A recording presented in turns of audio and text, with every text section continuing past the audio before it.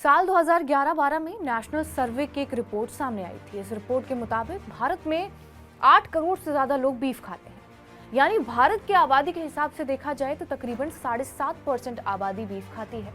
और इस रिपोर्ट के मुताबिक सबसे ज्यादा बीफ मुसलमान खाते हैं। इसके बाद ईसाई और इनमें कुछ हिंदुओं की भी संख्या है जो बीफ खाती है।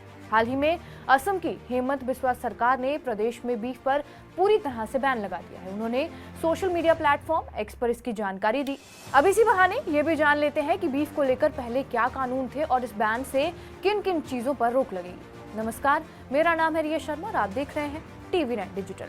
सीएम बिस्वा शर्मा ने ये बताया कि होटल, रेस्टोरेंट या किसी भी पब्लिक प्लेस पर बीफ ना तो परोसा जाएगा और ना ही खाया जाएगा। इसके अलावा शादी की पार्टियों में भी बीफ नहीं परोसा जाएगा, लेकिन घर में बैठकर अगर किसी को बीफ खाना हो तो वो खा सकता है। बात की जाए असम की, तो अब तक असम में बीफ खाने पर किसी तरह की मनाही नहीं थी।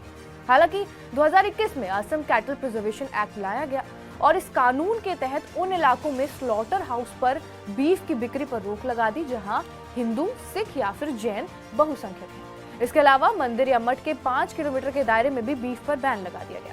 इसके दायरे में गाय, भैंस, बैल के साथ सभी तरह के मवेशी आते हैं।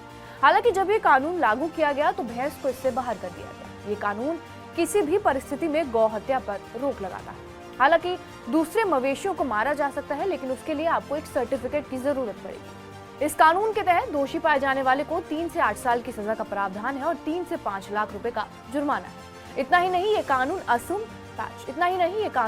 असम या असम के अलावा दूसरे राज्यों से बीफ लाने पर भी परमिट नहीं देता है। लेकिन ताज्जुब वाली बात यह है कि अब बीफ पर पूरी तरह से बैन क्यों है। दरअसल ऐसा माना जा रहा है कि हाल ही में असम में नगांव जिले में उपचुनाव हुए और इसमें बीजेपी की जीत हुई, लेकिन पिछले 25 साल से यहाँ कांग्रेस जीतती आ रही। ऐसे में कांग्रेस सांसद रकीबुल हुसैन ने यह दावा किया था कि बीजेपी वालों ने वोट पाने के लिए यहाँ पर बीफ पार्टी करवाई।